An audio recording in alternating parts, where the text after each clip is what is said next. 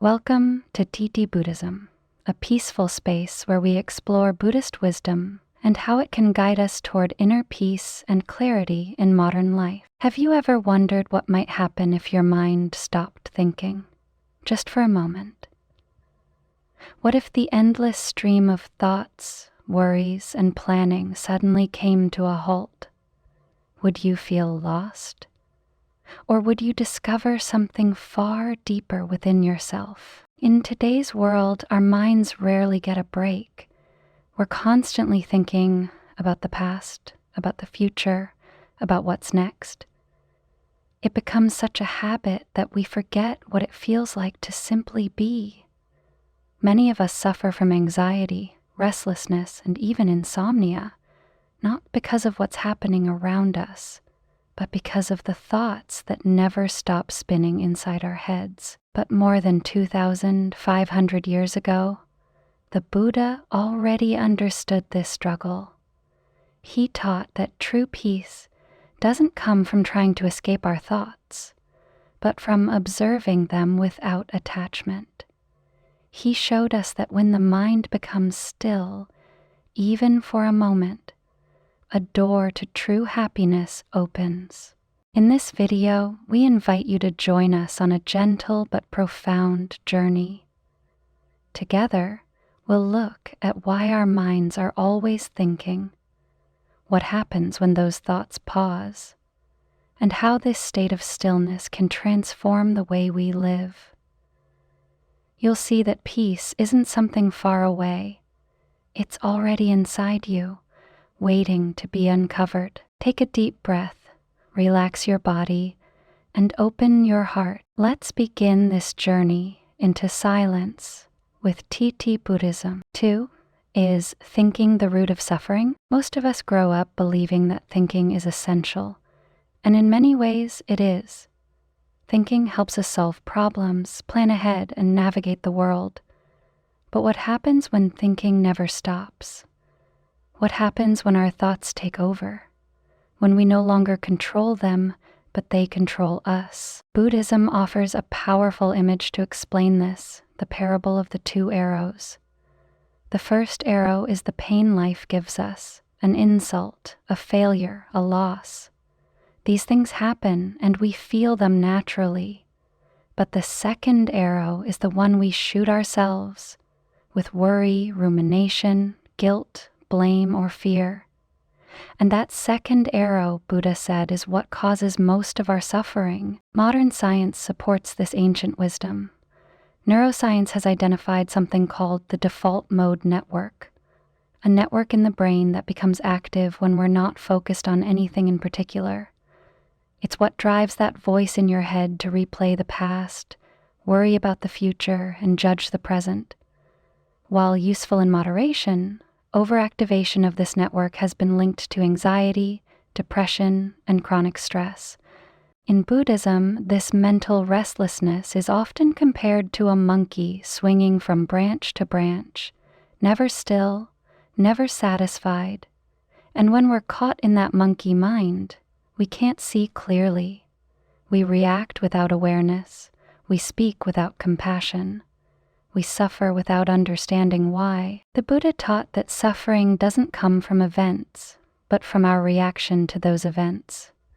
And most of our reactions arise not from reality itself, but from the stories we tell ourselves. Stories rooted in uncontrolled thoughts. The first step to freedom is not to suppress thought, but to see it clearly. When we observe our thoughts without getting lost in them, something amazing happens. The mind begins to settle, like a lake after a storm. And in that stillness, we find the first taste of peace. 3. What really happens when you stop thinking? Imagine standing beside a perfectly calm lake. There's no wind, no ripples, just stillness. And in that stillness, you can see everything clearly. This is what happens to the mind when thoughts begin to slow down. It doesn't become empty in a negative way. It becomes clear, open, and deeply alive. When we stop constantly thinking, three beautiful things begin to unfold. First is relief. It feels like putting down a heavy backpack you didn't even realize you were carrying. The tension in your body softens. Your breath deepens. You're no longer caught in the chase of what's next. You finally arrive in this very moment. That quiet presence becomes a kind of medicine for the soul. Second is direct experience. Without the filter of constant mental commentary, you begin to see and feel life more vividly. A bird's song, the warmth of sunlight, the softness of a breeze. These simple things become rich and meaningful. You're not thinking about life, you're living it. The mind is no longer interpreting. It's simply witnessing. Third is a return to beginner's mind. You see the world not through habit or judgment, but with fresh eyes, like a child seeing everything for the first time. This openness creates space for joy, curiosity, and wonder to arise naturally. With beginner's mind, we no longer assume or project. We simply receive what is, just as it is. And then something even more profound begins to happen. The sense of a separate self, the I that is constantly doing, achieving, and analyzing, starts to soften. Without thought reinforcing it every moment, the ego no longer dominates the scene. You don't vanish, but your identity becomes more fluid, more spacious, more peaceful. In this silent space, you're not trying to figure it all out. You're resting in being itself. No effort, no resistance, just awareness fully alive. The Buddha once said, "There is no path to happiness. Happiness is the path." And this path begins when we allow our thoughts to slow down and we return to the gentle presence that has been waiting for us all along. 4. Balancing thinking and stillness. At this point, you might be wondering, if silence and non-thinking feel so peaceful, should I stop thinking altogether? It's a fair question, and one that Buddhist wisdom answers with nuance and compassion. The truth is, thinking isn't the enemy. It only becomes a source of suffering when we are enslaved by it, when we cannot stop, when we lose ourselves inside it. The Buddha did not teach us to reject thinking, but rather to see it clearly and to place it in its rightful role, as a tool, not a master. Think of your thoughts like fire. Fire can warm a home or burn it down. It depends entirely on how it's used. Similarly, when our thinking is mindful, purposeful, and rooted in compassion, it becomes a powerful force for good. But when it's fueled by fear, ego, or craving, it can create confusion, anxiety, and harm. This is where the middle way becomes essential. Buddhism encourages us not to go to extremes, not to indulge endlessly in thoughts, nor to suppress them forcefully. Instead, we learn to walk the middle path, a path of awareness, balance, and wise engagement. One of the key practices in the Noble Eightfold Path is right thought, or right intention. It invites us to develop thoughts that let go of craving and attachment, cultivate kindness and goodwill, avoid harming ourselves or others. So the goal isn't to eliminate all thinking, but to purify it, to direct it with wisdom. This means asking ourselves questions like, is this thought helpful? Does it lead to peace or agitation? Am I using this thought to build understanding or to escape something I don't want to feel? Bringing mindfulness to our thinking doesn't require us to sit on a mountain. We can practice this in the middle of everyday life, while driving, walking, cooking, or even speaking to a loved one. Notice your thoughts. Watch how they arise, how they pull at you, and how you can gently return to presence. Here's a practical metaphor: music. What gives music its beauty is not just the notes, but the pauses between them. Without space, music becomes noise. In the same way, when our minds have no silence, our thoughts become cluttered and overwhelming.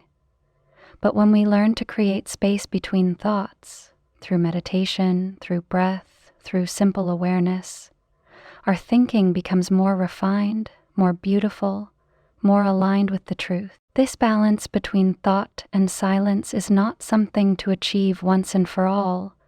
It's a daily dance, a living practice. Some days your mind may race. Other days it may settle like a calm sea. What matters is that you show up gently and keep walking the path with presence. That is the true wisdom of the middle way. Not extreme silence, not endless thinking, but the freedom to choose which voice to follow and when to rest in stillness. 5. The state of pure awareness beyond thought. Deep within Buddhist meditation practice lies something subtle yet transformative, a state of being where thought no longer arises, where even the sense of self dissolves and only awareness remains. This is not unconsciousness. It is not sleep. It is pure, luminous awareness. The Buddha referred to this in advanced meditation as Nirodha Samapatti, a deep meditative absorption where perception and feeling cease, but clarity remains. It may sound mystical or far away, but this state is not reserved for monks in caves. It is the natural potential of the human mind when it is free from craving, clinging, and fear.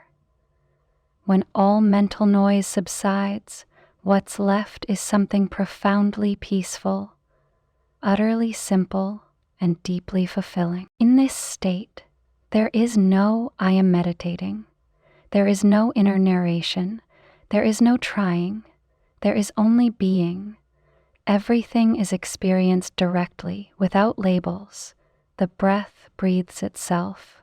The body rests naturally. Time seems to dissolve.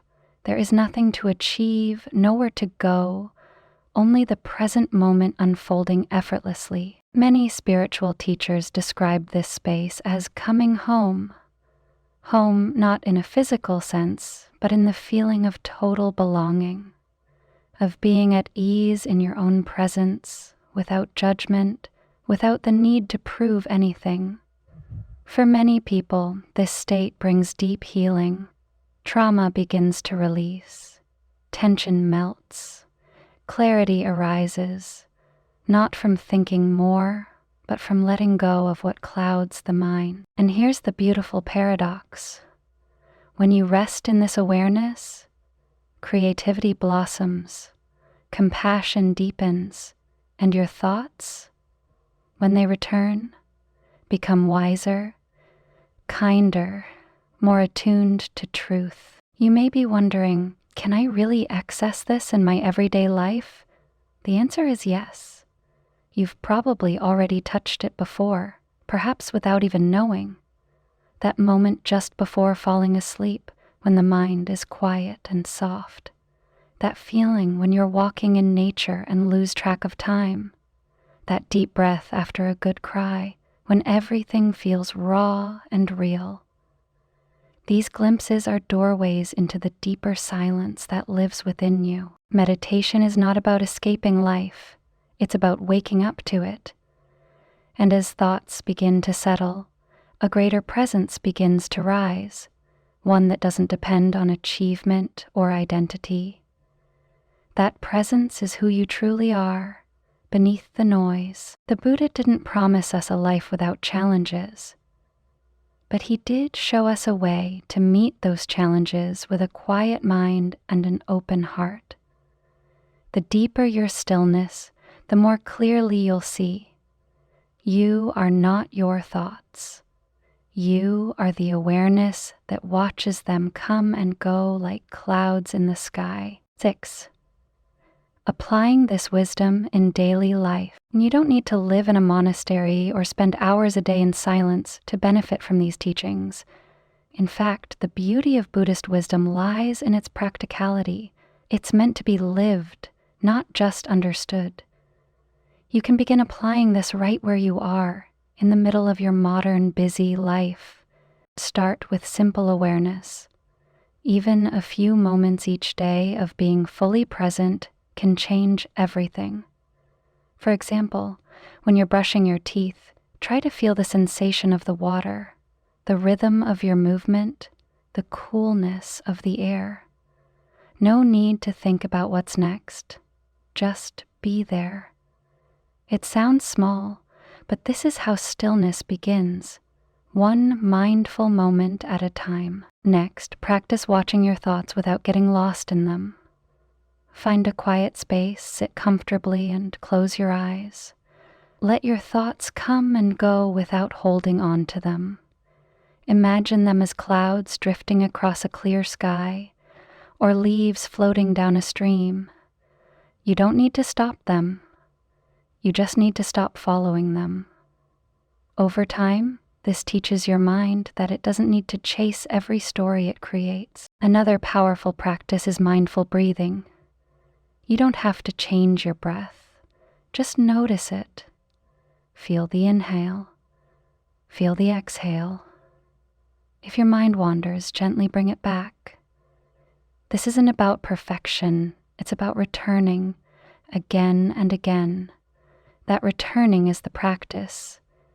That's where freedom lives. In daily life, you can also ask yourself small but meaningful questions to recenter your awareness. Is this thought helping or hurting? Do I really need to react right now? What would peace do in this moment? These questions don't just slow the mind, they bring clarity. They remind you that you are not your impulses. You have the power to pause. You have the choice to return to stillness. Even 5 minutes of mindfulness each day can improve your focus, reduce anxiety, and help you respond to life with more grace. You'll begin to notice when your thoughts spiral, and instead of drowning in them, you'll learn to step back and breathe. That pause, that space, is where transformation happens. The Buddha didn't ask us to become perfect. He asked us to become present. He encouraged us to wake up, again and again, to the miracle of this life. Because every moment we spend in awareness is a moment of freedom. You don't need to escape your life to find peace. You simply need to return to it with clear eyes and a quiet mind. And the more you do, the more you'll realize peace was never outside of you. It was always here, waiting to be remembered. If you've made it this far, take a moment to gently close your eyes and breathe, not to force stillness, but simply to arrive, to honor yourself for showing up and listening deeply. Because what we've explored together is not just a theory, it's a path, a living truth that becomes real through practice. We began this journey by asking a simple question: what happens when you stop thinking? And we've discovered that beneath all the noise, there is a space of calm, a space of clarity, a space of profound presence that's always been with you, even if forgotten. The Buddha never promised a life without difficulty, but he did show us that freedom from suffering is possible, not by changing everything outside, but by changing how we relate to what arises inside. This isn't about reaching a perfect, thoughtless state. It's about learning to see clearly, to think wisely, to feel openly, and to rest deeply in awareness. when the mind becomes still. Every breath can be a return. Every moment can be a doorway back to presence. And yes, it takes practice. There will be days when your mind races, days when silence feels far away. That's okay. What matters is that you return. Over and over, with patience, with kindness, with a gentle understanding that awakening is not a destination, it is a way of being. We hope this message has offered you more than just insight.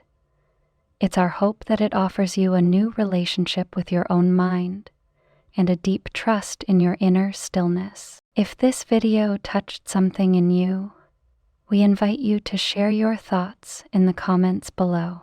Have you experienced moments of stillness before? What helps you come back to peace when your thoughts are overwhelming? We would love to read your reflections, and we believe your words could encourage someone else on their path too. If you found value in this, please support us by liking the video, subscribing to TT-Buddhism, and sharing it with others who might need this reminder. Your support helps us spread mindfulness and compassion to more hearts around the world. Remember, you are not your thoughts. You are the awareness watching it all unfold. And in that awareness, there is space, there is peace, there is freedom. Thank you for being here. May you walk your path with clarity, kindness, and a heart wide open. Until next time, from all of us at TT-Buddhism, may you be well, may you be peaceful, and may you be free.